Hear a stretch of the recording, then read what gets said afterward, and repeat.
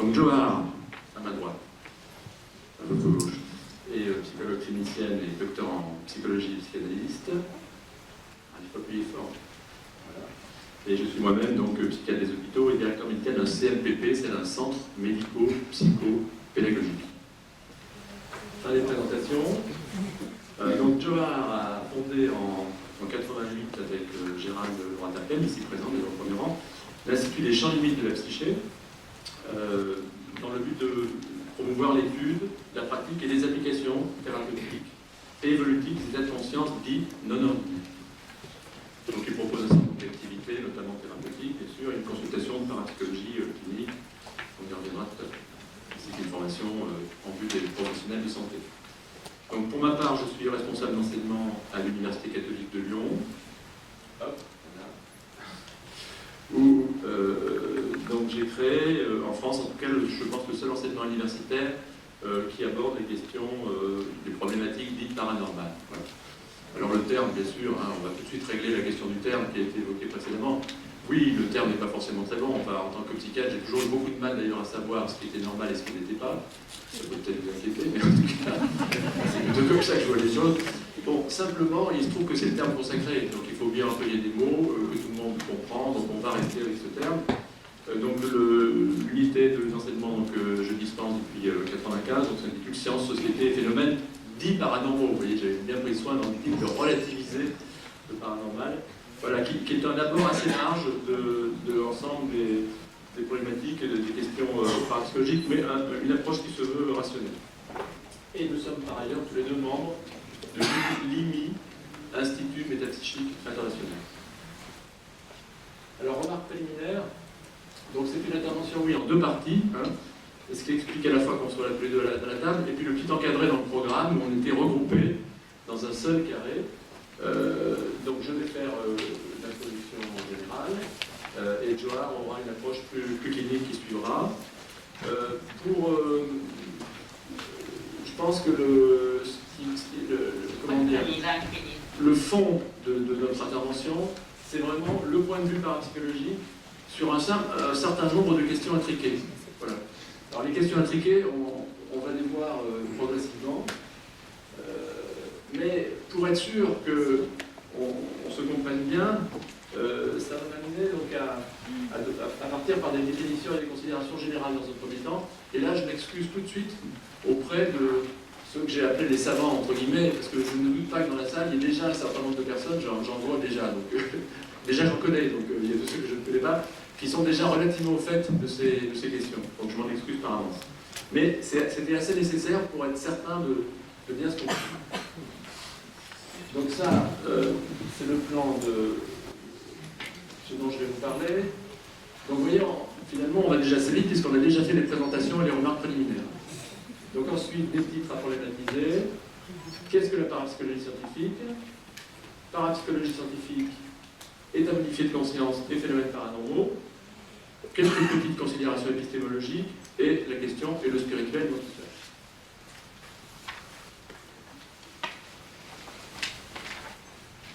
Alors, des titres à problématiser. Le titre général de notre intervention, donc on l'a déjà vu tout à l'heure, est celui-ci.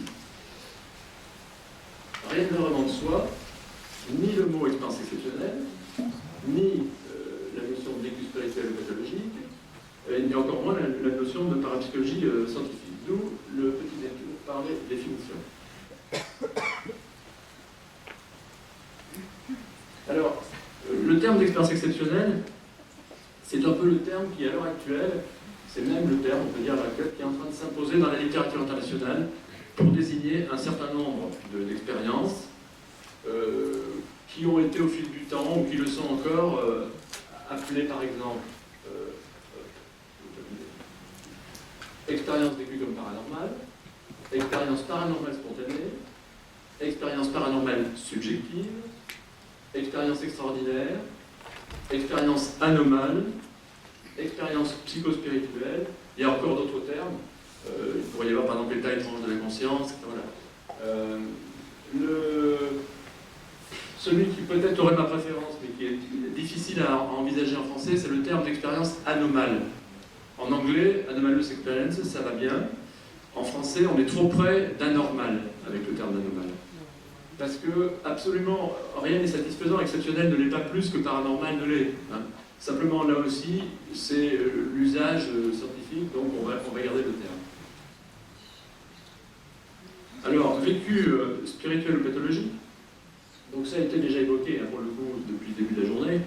C'est vrai que pour la psychologie, la médecine ou la psychiatrie classique, évoquer une expérience sortant un peu de l'ordinaire peut contribuer à, comme je l'ai écrit, à faire entrer celui qui en parle dans une case quelconque de la nosographie. Donc, je vous ai mis, j'ai presque envie de dire en vrac, parce qu'on pourrait trouver d'autres termes, la façon dont les gens peuvent être qualifiés, ou renvoyer des illusions cognitives. Par exemple, ça peut être le cas, et ça a été bien évoqué, des gens qui ont vécu des NDE, des OBE, différentes expériences mystiques, des apparitions, des combinaisons, des poltergeists,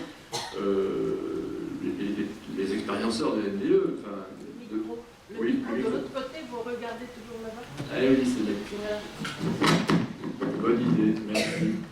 Donc, comment on a pu leur donner une petite tape dans l'épaule en leur disant tu es fatigué, bon, tu verras, ça va passer. Alors, quelques excuses pour les classiques, oui. C'est-à-dire que ce point de vue classique qui a tendance à tirer du côté du pathologique ces expériences, on peut le comprendre en même temps, puisque c'est vrai qu'un certain nombre de personnes peuvent délirer autour de ces thèmes. Hein. Alors les gens peuvent délirer sur la religion, sur la politique, et aussi sur tout ce qui touche au paranormal, c'est un grand classique. Donc ce qui fait qu'il y a une espèce de facilité et en même temps de paresse, effectivement intellectuelle, mais on peut le comprendre du côté des gens qui ne connaissent pas la littérature ou qui n'ont jamais trop réfléchi à ces questions. Alors, autre chose aussi, il pourrait y avoir des risques à trop cliver le para du pathologique en même temps, à l'autre bout, si vous voulez. C'est-à-dire, soit c'est du tout pathologique, soit ça pourrait être du tout para. C'est-à-dire que comme si des phénomènes, des expériences exceptionnelles ne pouvaient pas arriver à quelqu'un qui par ailleurs rencontre des problèmes ou simplement à une histoire. Hein. Donc je pense qu'il faut partir d'une position assez simple finalement, c'est-à-dire que ces phénomènes sont susceptibles d'arriver à tout le monde, avec son histoire et avec ses éventuels problèmes. D'où l'importance de ce qu'on qualifie de parapsychologie clinique. On me dit d'aller moins vite, voilà, je vais monter. Voilà.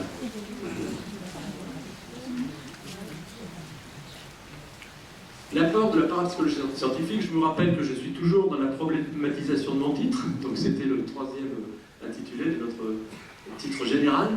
Bon, je vous ai mis les cartes de Zener, que certains reconnaîtront, qui s'est servi à faire beaucoup de tests en parapsychologie expérimentale. Bon, bah ça, je ne vais pas m'en expliquer davantage, puisque c'est finalement l'ensemble de mon exposé qui va parler de cette question. Mais, à l'intérieur... oui, alors, je voulais, oui, pardon, avant de passer au slide suivant, j'avais prévu celui-ci. Donc, pour être certain qu'on parle bien des mêmes choses, donc, quand je vais employer le terme d'expérience exceptionnelle, ça, dans ma tête, c'est à peu près la même chose que dans la vôtre. Je vais vous présenter voilà, une petite classification. Alors, par Thomas Arion, c'est mon fils qui est maître de conférence en psychologie, qui a fait sa thèse sur ces questions. C'est un peu une transmission transgénérationnelle, là. Voilà. Alors, expérience exceptionnelle, on est dans des vécus subjectifs. C'est-à-dire ce sont les gens qui rapportent avoir vécu telle ou telle chose, au moment où on en est là de la soirée. Donc, c'est un sujet avec son environnement, qui a vécu quelque chose qui lui paraît à lui comme étant plus ou moins exceptionnel, et on peut le qualifier comme étant une interaction inexpliquée avec son environnement, d'une manière ou d'une autre, le sujet pouvant être inclus lui-même dans l'environnement, bien sûr. C'est-à-dire que ça peut être lui avec lui-même. Donc là aussi, on y reviendra, je pense, il y a des tas de classifications possibles. Celle-là a l'intérêt d'être assez visuelle. Donc, comme c'est indiqué, la taille des cercles reflète à peu près la fréquence de ces expériences. Hein. Donc, du côté de ce qui est perception, on a les perceptions psy. Donc, vous voyez ici, clairvoyance, télépathie, précognition, les visions et apparitions, et les sortir du corps. À l'autre bout, du côté de ce qui est projection, à votre droite, on a les phénomènes de psychokinèse et de poltergeist, et ce qu'on appelle le magnétisme et la guérison. Encore une fois, le vocabulaire employé, c'est celui des personnes qui rapportent les choses. Et au milieu, donc, ce qui est dans Autre vie, autre monde, qui nous a pas mal occupé déjà aujourd'hui, avec les expériences médiumniques, spiritisme, écriture automatique par exemple, les expériences mystiques, les expériences de réincarnation, d'abduction et les NDE. Alors on peut discuter, hein, on pourrait dire pourquoi les OBE sont là, les NDE sont là, il y a bien une perception particulière dans les NDE, mais compte tenu de la phase transcendantale de la NDE, je pense que c'est assez logique de la mettre dans cette catégorie. Alors, là, toujours dans mon entreprise de problématisation des titres, donc j'en viens à ce qui est le titre de la partie dont je suis en train de vous parler. C'est un autre titre tout autant problématique. Bon, je vais essayer de vous éclairer un peu là-dessus. Alors, état modifié de la conscience, puisque je suis passé très vite hein, sur le titre. Voilà. État modifié de la conscience, question spirituelle et métapsychique. Alors là, ça commence assez mal, si vous voulez, pour vous éclairer, parce que la conscience, effectivement, qu'on a également rencontrée depuis ce matin, c'est quand même la question philosophique, enfin une des questions philosophiques par essence même. C'est devenu une question psychologique depuis que la psychologie existe, et c'est une question médicale. Et voilà que maintenant, les physiciens s'en mêlent également.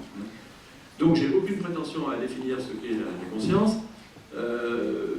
On peut partir d'une idée simple, c'est-à-dire que voilà, il y a la conscience de veille, celle dans laquelle on se trouve à peu près tous, et puis les états modifiés de la conscience, c'est dès qu'on sort un peu de cette conscience de base, on pourrait dire. Alors quels états, là aussi, il y a plusieurs termes, vous les connaissez sans doute, état modifié, état altéré, état non ordinaire, état modifié de conscience non ordinaire, donc là je renvoie sur Johar, qui va pas mal elle, parler davantage de ça que moi encore. Alors, quel lien peut-on faire entre cette notion d'état modifié de conscience et les expériences exceptionnelles? Voilà. Alors, on va faire un espèce de petit jeu, là. Je reprends la classification de tout à l'heure. Voilà, vous l'avez mis en tête. Et on joue un peu avec ça. Alors, je vais vous présenter des expériences exceptionnelles pour lesquelles il y a des états modifiés de conscience qui sont très présents. C'est-à-dire que ça fait partie de l'expérience elle-même. Et là, qu'est-ce qu'on a? On a tout ce qui arrive dans la catégorie autre vie, autre monde. Donc je pense que vous serez d'accord, mais sinon on pourra en discuter tout à l'heure, il n'y a pas de problème. Où là, il y a bien un état de conscience modifié, hein, me semble-t-il, et on retrouve les OBE. Sortir du corps. Hein, out of body experience. Là maintenant, on est avec des expériences exceptionnelles avec un état modifié de conscience très présent, celle qu'on vient de voir, ou assez présent.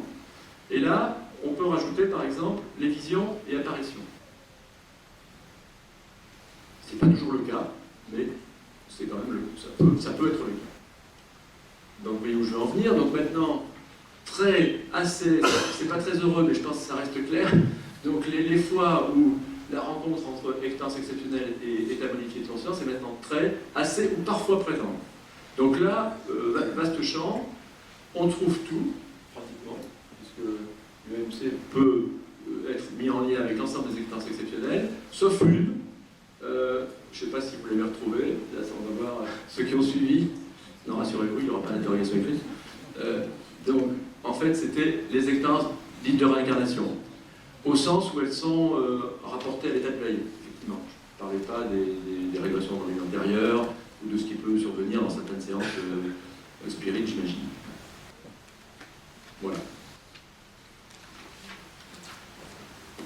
Alors, question spirituelle et métapsychique. Donc là, vous avez une personne.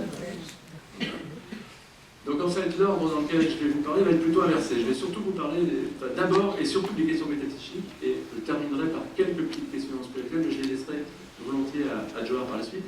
Alors, de la métapsychique. Donc là, c'est Charles Richet, que vous avez, donc, qui a pris le Nobel de médecine en 1913, et qui est un des fondateurs de l'INI, et qui a amené le terme de métapsychique en 1905. Là, très rapidement, je passe sur quelques grandes dates ou périodes historiques pour expliquer finalement comment on était arrivé à la métapsychique. Bon, vous avez tous entendu parler, je pense, de Franz Mesmer et son fluide et du magnétisme animal, qui s'est développé tout au long du XIXe siècle. Donc il commence à la fin du XVIIIe et qui se développe au XIXe. Ensuite, on est avec Puységur, le somnambulisme magnétique, la naissance du spiritisme et la naissance des sciences psychiques. Donc en fait, les sciences psychiques, c'est finalement le premier terme qui a été donné à ce qui est devenu depuis la parapsychologie. En 1882, donc on a la naissance à Londres de la Société de recherche psychique. Et en 1919, donc la création de l'IMI dans lesquelles sont appliqués aussi bien Charles Richer que Bergson qui est sympathisant. Au départ, l'IMI se crée dans une grande proximité avec le mouvement spirit, puisque vous savez peut-être un des premiers mécènes c'est Jean Meyer, qui est spirit. Et en même temps, l'IMI se crée pour se séparer du mouvement spirit. C'est les deux, parce que la position de Richer, c'était vraiment une approche scientifique des phénomènes, hors toute croyance, on pourrait dire. Alors, de la métapsychique à la parapsychologie scientifique, donc là le terme apparaît paradoxalement avant, mais il va faire sa place après. C'est en 1889, c'est Max de Soir, un Allemand, qui invente le terme. Donc la photo, c'est La conscience invisible de Dean Radin. C'est un des ouvrages de vulgarisation traduits en français les plus lus pour expliquer un peu ce qu'est la parapsychologie scientifique.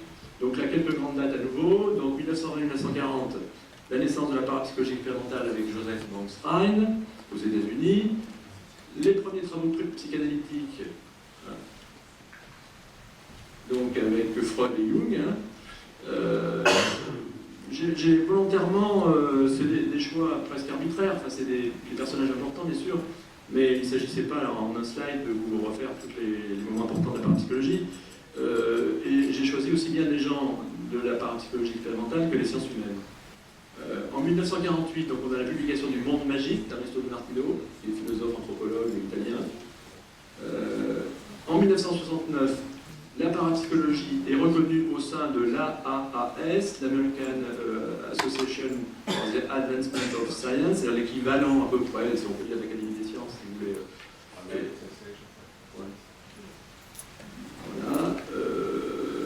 Après une longue bataille de plusieurs années, c'est-à-dire que la parapsychologie est reconnue comme une activité scientifique digne de ce nom. Dans les années 1990, donc on a le développement avec Charles Norton, donc d'une pratique expérimentale particulière qui est le Gospel, qui utilise justement la notion d'état modifié de conscience. Et en 1999, pour être un peu franco-français, donc on a la sortie de l'ouvrage de Bertrand Ménez, Somnambulisme et médiumnité, qui reprend vraiment toute l'histoire, alors depuis Mesmer jusqu'à l'arrivée de la métapsychique, et qui est vraiment, c'est sa thèse en fait, il est philosophe et sociologue, c'est sa thèse de sociologie, et qui est vraiment un ouvrage fondamental parce qu'il explique bien pourquoi on en est arrivé là. Et pourquoi on en est arrivé là au début du XXe siècle, quels ont été les enjeux, comment progressivement des phénomènes qui sont au centre de la vie intellectuelle ont été rejetés, et pourquoi aussi on en est là maintenant, d'une certaine manière, puisque on est un siècle plus tard, mais les choses ont évolué, mais l'humus, les racines de ce qui explique la situation actuelle est contenu déjà dans cette époque. Et fin 19e et début des années 2000, pénétration du monde universitaire anglo-saxon et renaissance de l'IMI. Donc le monde anglo-saxon, vous le savez peut-être, depuis notamment la percée de Robert Morris à Édimbourg, donc intègre de plus en plus dans ces universités des chercheurs en parapsychologie. Mais je vous parle de parapsychologie scientifique. Qu'est-ce que c'est que la parapsychologie scientifique? Alors là, on va aller dans une première approche des choses. La parapsychologie, c'est l'étude des phénomènes du paranormal. Là, pour une fois, on tient une définition. Autant je me suis défilé pour la conscience, autant je ne me défile pas pour la parapsychologie. Vous voyez, là, c'est la petite photo, c'est quelqu'un qui est en séance du Gamsel. Et donc, le parapsychologue n'est pas un praticien du paranormal. Et le parapsychologue n'est pas un voyant, n'est pas un médium, il peut l'être éventuellement, en plus. Mais voilà, quand je vais parler, ou quand nous allons parler par la suite de parapsychologie et de parapsychologue, on va parler des gens qui font de la parapsychologie scientifique, et le terme de parapsychologie, on va le réserver à cette activité. Alors, les phénomènes du paranormal, là aussi, vous auriez pu le dire, mais vous en parlez, de quoi parlez-vous? Donc ça, je pense que là, il y a quand même beaucoup de gens qui sont au courant dans la salle, donc c'est les phénomènes dits de perception extrasensorielle, mais ça fait jamais mal une petite révision, télépathie, clairvoyance, encore appelé vision à distance, remote viewing pour les anglais, précognition et rétrocognition, c'est-à-dire cognition dans le passé, les phénomènes de type physique, la psychokinèse avec la macro-psychokinèse, quand c'est quelque chose de gros qui bouge, pour dire les choses simplement, micro-psychokinèse quand on travaille sur un état expérimental type ordinateur, et biopsychokinèse quand on travaille sur le vivant. Il y a d'autres termes dont on pourrait parler, le terme psy, qui est synonyme de phénomènes paranormaux, métapsychique, psychologie, psychotronique, c'est des termes historiques qui sont synonymes de parapsychologie. Praticien du paranormal, je vous ai déjà parlé un petit peu. Sujet psy, donc là, c'est des sujets susceptibles, réputés plus doués pour la production ou l'émergence autour d'eux de phénomènes paranormaux. Il y aurait plein d'autres termes, évidemment, dont on pourrait parler. Donc on m'a refait signe, donc j'en propose une petite pause de go. C'est bien, c'est là. Alors, vous avez dit parapsychologie scientifique, pourriez-vous me dire? Eh bien oui, je l'ai dit. Alors, la parapsychologie scientifique, est-ce que c'est une terminologie saugrenue ou redondante, on pourrait dire? C'est-à-dire, puisque vous avez dit que maintenant la parapsychologie fait partie de la science, donc elle est reconnue, c'est pourquoi dire scientifique? Alors, je précise parce que, pour moi en tout cas, la parapsychologie scientifique, c'est la somme, si vous voulez, de l'approche de ces phénomènes par les tenants des sciences humaines, ainsi que l'approche expérimentale. On a souvent, à mon avis, trop tendance à réduire la parapsychologie uniquement à sa branche expérimentale. Et en France en particulier, où historiquement, finalement, la métapsychique était plutôt du côté de l'approche subjective, c'est-à-dire l'approche des sciences humaines, donc on tient absolument à garder au sein du chapeau large parapsychologie scientifique ces deux approches. Et j'ai rajouté, associer une solide réflexion épistémologique et méthodologique. Parce qu'on ne peut pas s'intéresser à ces questions, si vous voulez, sans se poser un certain nombre de questions de fond, qui sont notamment, mais comment la connaissance vient à moi? Qu'est-ce que le réel?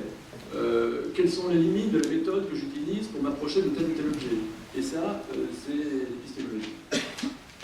C'est-à-dire la philosophie des sciences, une réflexion autour de la philosophie des sciences. Alors, à quoi peut donc croire un parapsychologue? Peut-être que vous êtes un certain nombre à vous poser cette question, peut-être pas.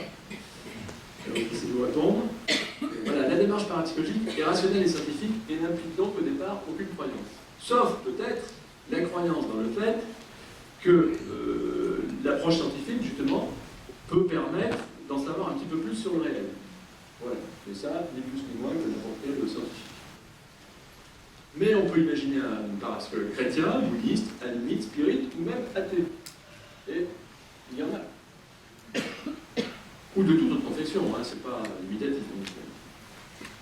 Alors peut-être que là, mais pour des raisons, je pense, éthiques, ça me paraît très difficile qu'un parapsychologue, par exemple, tombe dans une dérive sectaire ou un intégrisme religieux massif. Hein. À la limite, être sceptique même, je dirais jusque-là, par rapport à l'existence des phénomènes dits paranormaux, n'exclut pas de s'intéresser à la parapsychologie. Il y a des sceptiques, notamment dans les périodes de session, qui sont toujours pas convaincus que le moindre des phénomènes dont je vous ai parlé jusqu'à présent existe, qui sont susceptibles de faire de la recherche parapsychologique. Alors, quel phénomène pour quelle parapsychologie scientifique? Donc là, je passe rapidement parce que je vais détailler chaque slide. Prendre connaissance tranquillement. Voilà, donc on va parler de... Au commencement était le paranormal spontané et donc les expériences exceptionnelles. C'est un constat, c'est peut-être une évidence, mais s'il n'y avait pas des gens qui avaient rapporté vivre les expériences exceptionnelles, il n'y aurait jamais eu de parapsychologie expérimentale. Les gens n'auraient jamais eu l'idée de mettre ces phénomènes dans le laboratoire. Donc c'est parce qu'il y a d'abord du vécu et du subjectif que l'ensemble s'est développé. La classification n'est pas si facile, on en a vu une, il y en a d'autres, on pourrait parler de grand paranormal, de petit paranormal, on pourrait parler de paranormal spontané, ou de paranormal provoqué. Bon voilà, je vous passe toutes les classifications utilisables. Quel recueil et par qui? C'est tous les gens qui sont susceptibles de recueillir finalement une expérience ou un témoignage. Donc ça peut être chacun d'entre nous, et puis ça peut être des ethnologues, ça peut être des journalistes, ça peut être des sociologues, Ça peut être les psys, pour peu qu'ils soient ouverts à ça, susceptibles d'entendre pas mal de choses. Voilà. Les historiens, on va les voir dans le temps. Quelques chiffres, bon, 50%, plus de 50% des veuves pensent avoir eu un contact post-mortem avec leur défunt mari. Quand on est dans les études de croyance, on se rend compte qu'on est très souvent au-dessus de 50%. Il y a plus de 50% des gens croient à la guérison par imposition des mains, ou croient à l'existence de la télépathie, etc. Donc on est avec des chiffres très importants. Et là aussi, au niveau de l'expérience elle-même, très souvent on retombe sur cette barre des 50%, c'est-à-dire plus de 50% qui pensent avoir vécu des expériences exceptionnelles. Donc c'est quand même très étonnant que d'une certaine manière, l'étude académique ne soit pas plus développée qu'elle ne l'est à l'heure actuelle, puisque ça touche énormément de personnes. Alors, phénomène, histoire et culture, importance des sciences humaines. Toutes ces disciplines sont intéressantes parce que finalement, elles seules permettent, je crois, de mettre en perspective la phénoménologie à travers l'espace et le temps de ces phénomènes et de ces expériences. On va y revenir. De l'indécidable au non-psy. Alors, on est quand même avec un témoignage, donc avec de la subjectivité, avec toutes les forces et faiblesses d'un témoignage. Quand quelqu'un vous raconte quelque chose, il vous emporte dans son monde et il vous convainc d'une certaine manière. Mais la faiblesse, c'est qu'on sait bien que quand on fait raconter un accident à 4 ou 5 personnes qui l'ont vu, ils le racontent de manière différente. Donc ça, on est obligé d'avoir ça en tête quand on travaille sur la dimension subjective, par exemple. Par rapport à ce que moi j'aime bien appeler la psychoparanormalité de la vie quotidienne, pour paraphraser Freud, donc on est souvent avec de l'indécidable. Une petite expérience de télépathie de base, je dirais, qu'est-ce que c'est? Est-ce que c'est la télépathie? Est-ce que c'est le hasard? Est-ce que c'est une coïncidence? Bon, c'est souvent assez difficile de trancher. Et du bon usage des apports sceptiques, c'est-à-dire qu'on a tout intérêt à connaître dans le détail ce qui ressemble au psy, mais qui n'en est pas. Pour mieux en parler et pour permettre aussi que son étude académique avance.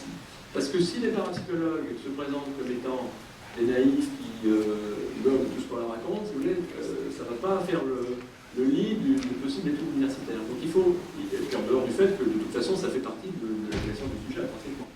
Donc on a vraiment intérêt à intégrer et digérer les techniques, aussi bien des illusionnistes que de connaître ce qu'il en est des hasards statistiques, etc. Alors, juste un petit slide sur le laboratoire et la parapsychologie expérimentale. Donc là, il faudrait, si on voulait parler de parapsychologie expérimentale, ce serait vraiment une conférence en soi. Donc, juste 2 points à noter. La primauté des statistiques, parce que finalement, dans le laboratoire, au niveau par exemple de la question de la preuve, c'est-à-dire est-ce que la télépathie ou la prémonition existe? Bon, voilà, je vais vous passer les expériences qui peuvent être faites. Vous les imaginez peut-être un petit peu, mais ce qui permet de s'assurer que la chose existe, c'est un travail finalement statistique. Alors, dans la foulée d'ailleurs de Joseph von Schrein, c'est lui qui est vraiment le premier à introduire les statistiques dans la recherche parapsychologique. À l'heure actuelle, on est avec des travaux très élaborés en statistique qui s'appellent des méta-analyses, qui débouchent sur des débats parfois à n'en plus finir, mais qui montrent en même temps qu'on est vraiment dans une activité scientifique. Et des données accumulées depuis près d'un siècle, bon là aussi c'est souvent, moi ce qui me frappe toujours, c'est la grande méconnaissance. Il y a une énorme méconnaissance pour les travaux qui ont été faits en parapsychologie. Il y a énormément de gens qui réfléchissent, même avec souvent des moyens limités par rapport aux autres sciences, mais il y a quand même pas mal de choses intéressantes qui existent et qui sont excessivement méconnues. Alors les données acquises, justement, quelles sont-elles? Voilà, je vous l'ai déjà un petit peu dit, des résultats significatifs, mais des méta-analyses controversées. Souvent, on a ce qu'on appelle une taille d'effet, c'est-à-dire qu'on dit ah ben oui, la télépathie, là j'ai bien l'impression que ça existe après cette étude, mais c'est un petit effet. Par contre, il est par contre très significatif au plan des probabilités. Donc c'est ce qui fait un peu la complexité, parce que les sceptiques sont là, oui, mais si vous aviez des effets plus importants, ça serait plus facile. L'élusivité. Alors qu'est-ce que c'est que cette affaire, l'élusivité? C'est la difficile reproductibilité. C'est-à-dire qu'on est là, on travaille sur un objet, si vous voulez, qui est évanescent. C'est-à-dire que de temps en temps, ça va super bien marcher, et de temps en temps, hop, ça disparaît. Donc, bon, vous direz, il y a quelque chose qui est particulièrement non reproductif, c'est l'être humain. Donc dans la mesure où l'être humain est particulièrement impliqué avec ces phénomènes, c'est pas étonnant qu'on tombe aussi sur de l'illisibilité. Alors je vais vous parler rapidement de quelques effets.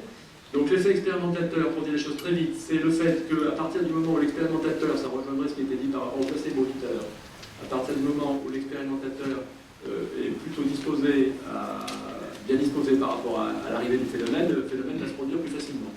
Ça a été un peu vérifié, c'est pratiquement la même chose avec l'effet bouton-chèvre, c'est-à-dire que vous avez des gens qui sont plutôt croyants dans l'existence des phénomènes, et d'autres qui sont plutôt sceptiques, et vous leur faites passer des tests parapsychologiques, et les croyants vont avoir de meilleurs résultats que ceux qui ne croient pas. Les moutons vont avoir de meilleurs résultats que les chèvres qui ne croient pas. Alors là c'est pareil, on est avec une petite taille d'effet, c'est-à-dire ça va être 52% contre 48%, mais répéter, ça donne une probabilité d'une chance sur 1 million, en gros que ce soit l'effet du hasard. Et l'effet bouton-chèvre est un des mieux documentés de la parapsychologie scientifique. L'effet de déclin, c'est qu'au début, avec une personne qui rentre dans l'étude, qui arrive, qui est indemne, qui ne fait qu'une ou deux expériences, ça marche très bien, et qu'au fil du temps, les choses s'épuisent. On retrouve l'effet de déclin, qui est assez proche de la notion d'élusivité. Par rapport à ces phénomènes, pas d'influence de la distance. Pour rester sur l'exemple de la télépathie, si ça marche, ça va marcher aussi bien à 2 mètres qu'à des milliers de kilomètres. Pas de modalité de transmission physique connue, il y a des théories, il y a eu des théories. Ce qu'on sait par exemple, c'est que ce ne sont pas des ondes électromagnétiques, puisque si on met les personnes dans une pièce de Faraday, ça fonctionne de la même manière. Et la notion de sujet psy, je l'ai déjà fait allusion, donc les sujets doués, estimés à 1% à peu près de la population générale, c'est déjà pas mal. Dans les pays anglo-saxons, bien sûr, on va éventuellement utiliser d'autres termes. Le terme de médium, que vous connaissez bien en milieu spirit, est également souvent utilisé dans les séries américaines, par exemple, pour désigner d'une façon générale le sujet psy. Alors maintenant j'en arrive aux facteurs favorisant le psy. Et bien là on retrouve nos états modifiés de conscience. Donc ça c'est aussi assez bien étudié. Hein. Et dès les premières études qualitatives, finalement, il y avait une question tout à l'heure sur le lien entre le rêve et les NDE. Est-ce que le rêve est un état modifié de conscience? En tout cas, c'est pas notre conscience de veille, hein, bien sûr. Les premières études réalisées par la SPR, les gens de Londres, avec Phantoms of the Living, donc traduit en français par les hallucinations télépathiques, était une étude sur des phénomènes de télépathie ou de précognition pendant le sommeil. Et assez bien documenté aussi pour l'époque, mais à l'époque c'était plus facile, parce qu'il n'y avait pas de téléphone portable, donc quand les gens avaient une information, comment avaient-ils pu l'avoir à partir du moment où l'information arrivait 15 jours plus tard? Alors la croyance personnelle, donc on est tout à fait dans le placebo, d'ailleurs il n'est pas dit que on ne parle pas de la même chose d'une certaine façon, quand on est dans la biothécaire. D'ailleurs la croyance personnelle va favoriser l'émergence du psy. Les liens affectifs forts, et là aussi très vite les premiers chercheurs l'ont compris, ainsi que l'effet de groupe. Donc c'est-à-dire que si vous prenez un groupe de gens très tournés vers faire apparaître quelque chose, il y a plus de chances que ça apparaisse qu'avec un groupe de sceptiques qui n'y croient pas. La prise de certains produits, donc on a parlé de la DMT, ben oui, là aussi, les chamans depuis très longtemps produisent du paranormal grâce à la prise de certaines plantes hallucinogènes ou antéogènes. Le corps et l'inconscient. Donc là, on est du côté de travaux tout à fait intéressants et récents sur ce qu'on appelle le pressentiment. C'est-à-dire que on s'est rendu compte que, je voudrais essayer d'expliquer ça en peu de temps, qu'en prenant des mesures physiologiques, on peut arriver à mettre en évidence une espèce de précognition corporelle. La personne n'est pas consciente qu'il se passe quelque chose, et pourtant les capteurs physiologiques vont mettre en évidence sa réactivité. Voilà. Et l'intentionnalité, ça rejoint un peu la question de la croyance, mais là c'est plutôt la disposition d'esprit. C'est-à-dire le fait, je l'ai évoqué déjà tout à l'heure, le fait que les gens aient envie que quelque chose se produise. Je regarde si je suis à peu près temps, mais je pense. Alors, parapsychologie scientifique, état modifié de conscience et phénomènes paranormaux. Alors, là vous voyez un chaman, on peut suspecter des plus ou moins états modifiés de conscience, le gangster qui entre au laboratoire, et là, c'est ma voisine, c'est Johar. Bien confortablement installé à lui dans une expérience qui est une variante du Ganfeld qui s'appelle le Scharfeld.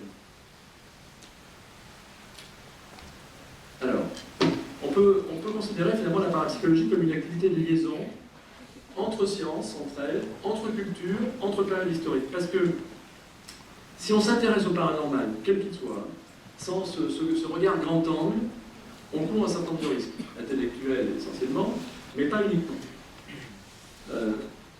Un constat dans différentes cultures, avec des modalités d'expression différentes, dans le cadre de certains états modifiés de conscience, de l'extase de la France, ça du calme le plus absolu à l'excitation totale, des sujets se trouvent être mis en lien avec.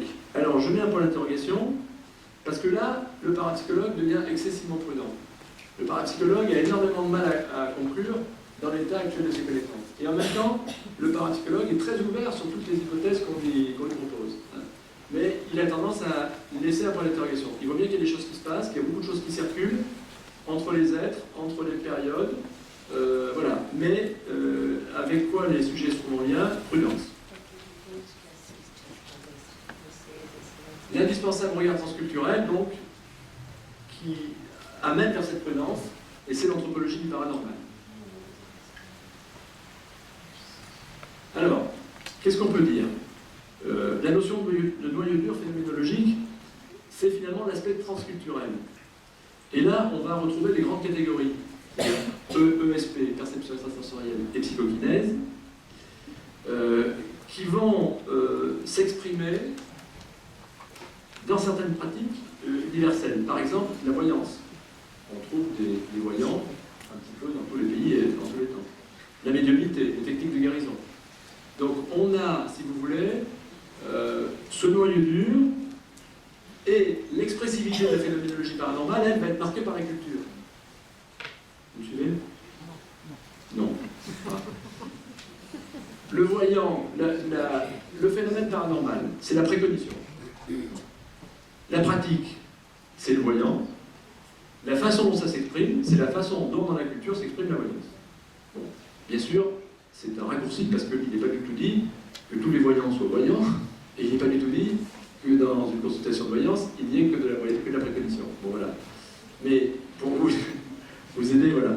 Alors, là, l'expressivité, c'est vraiment la forme prise de l'expression du psy au-delà des points communs transculturels, ce que les ethnologues appellent les invariants transculturels. Et ça va s'exprimer différemment suivant les époques et suivant les lieux, avec parfois des curiosités localisées. Alors, ça peut être par exemple, j'allais encore un peu trop vite, ça peut être par exemple les ectoplasmes. On voit apparaître, nous en tout cas en France, à Limi, au début du XXe siècle, et qui disparaissent complètement. Donc à un moment donné, quelque chose s'est produit là, qu'on peut sans doute expliquer pour des raisons psychosociologiques historiques, et ça disparaît. Ça ne veut pas dire que le psy, PSI au sens large, disparaît, ça veut dire qu'il va s'exprimer autrement, et peut-être ailleurs. D'où le nécessaire relativisme culturel. Donc là, c'est la prise de distance indispensable par rapport aux représentations dominantes de notre culture, qui nous apprennent profondément. Sans quoi nous risquons de prendre pour acquis, ce qui n'est que relatif, à un contexte donné. Toujours plus ou moins ritualisé. Par exemple, peut-être que la parapsychologie expérimentale est une espèce de rituel moderne, scientifique, pour produire du psy. Et peut-être que la connaissance qu'on en a est complètement colorée par la façon dont on l'approche.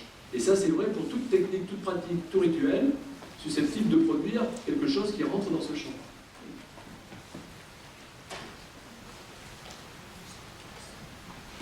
Petite considération épistémologique.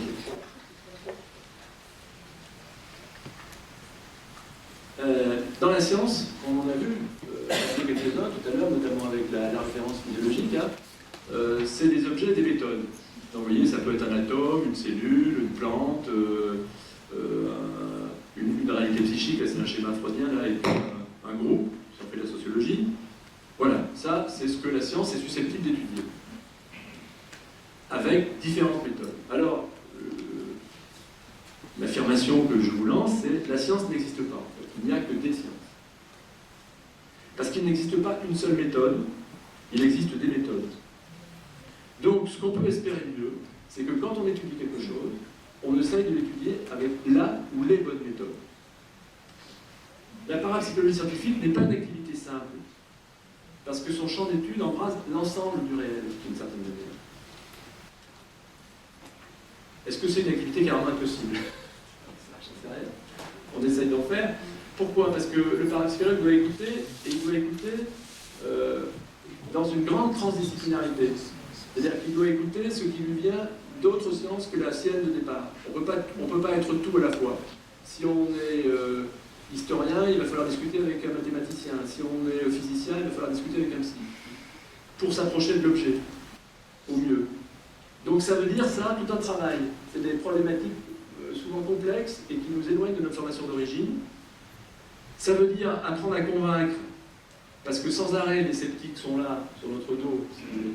Ils nous mangent la laine qui repousse sans arrêt, et donc il faut arriver à avoir de bons arguments, et expliquer, alors là, avec quelle théorie. Comme on est au cœur de la complexité de l'humain, c'est particulièrement compliqué. J'arrive bientôt à la fin. Et le spirituel dans tout cela. Alors là, c'est vraiment quelques questions que je vais lancer, que peut-être Johar reprendra au bout ensuite. Donc c'est uniquement des questions à partager. Vivons-nous vraiment dans un monde matérialiste? Alors, j'ai envie de dire oui et non. Oui, parce qu'il y a bien un matérialisme dominant, on est bien tous d'accord là-dessus, qui est pesant sur l'organisation sociale et scientifique, ça a été relevé à plusieurs reprises. En même temps, dans la tête des gens, de chacun d'entre nous, et les petits sondages que j'évoquais tout à l'heure montrent que c'est pas du tout si simple. Et on a la montée de ce qu'on appelle la pensée du Web, du Nouvel Âge, qui est quand même très forte. Donc oui, on est dans un monde matérialiste, mais en même temps, il y a une... C'est une tarte à la crème que de le dire, que d'évoquer le renouveau des spiritualités, mais c'est quand même bien présent, et de plus en plus. Et les enfants de mai 68 sont maintenant à des postes de commande, on pourrait dire. Alors, quel minimum culturel commun? Sur ces questions qui nous occupent, dont j'ai parlé, eh bien, il est très faible. Et c'était une des raisons qui m'a fait fonder cet enseignement à la fac Cato. Je me suis dit, c'est quand même dommage que justement, on ne peut pas, universitairement, essayer de transmettre un certain nombre de données, de ces données acquises. Et il est très très mal partagé. Tout le monde, il y a plein de séries, il y a plein de bouquins dans les rayons des librairies ésotériques, etc. Il y a plein de choses qui parlent de ces questions, mais ce MCC, minimum culturel commun, n'est pas là en fait, à l'heure actuelle. Quel clivage et quel rejet? Alors, le projet matérialiste, finalement, moi je ne le définirais pas souvent comme on le définit, mais je le définirais comme un double rejet. Le rejet de la complexité du réel, et le rejet d'un certain mystère inhérent à la nature humaine. Il n'est pas forcément gagné, je pense, si on va trop vite. Que ceux qui, quelque part, se lèvent contre cette forme de matérialisme ne soient pas victimes, ne puissent pas être victimes des mêmes rejets, c'est-à-dire de rejeter la complexité et de rejeter le mystère. Je livre ça à votre réflexion. Quelles expériences spirituelles pour quelle spiritualité? Une réflexion profonde, on peut dire, sur la spiritualité tient-elle uniquement à la reconnaissance de certaines expériences qui pourraient laisser penser qu'une vie de l'esprit, indépendamment de celle du corps, serait possible? Est-ce qu'on est dans la spiritualité uniquement parce qu'on prend en compte ces affaires-là? Moi, j'en suis pas certain, personnellement. Je connais plein de New Age, de gens adeptes du Nouvel Âge, très narcissiques et très poétiques, et j'ai connu des athées d'une grande spiritualité.